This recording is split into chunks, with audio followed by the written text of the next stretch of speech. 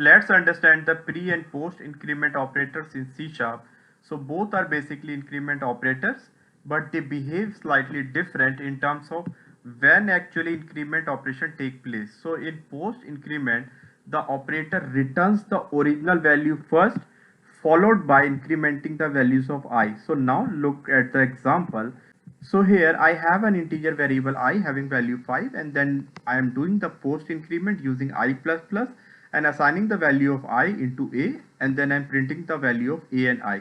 So here if you can see, initial value of I equal to 5, and then value of A 5 and value of I 6. So here why value of A is 5? Because we are doing the post increment, and at this point of time the value of I was 5. That's why value of A is 5, and after this step we increment the value of I.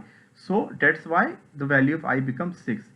So now we have pre-increment where operator increments the value of I first and then returns the incremented value. So when we looked at the example, so here for pre-increment I am reassigning the value of I to 5, and then I am doing the pre-increment using II plus, and then I am storing the value of I to B, and then I am printing the value of B and I. So here after pre-increment you can see value of B and I both are 6, because in pre-increment it increments the value of I at the very first step, and then it returns the incremented value. So here at this point of time incremented value was 6. So I hope that is clear to you.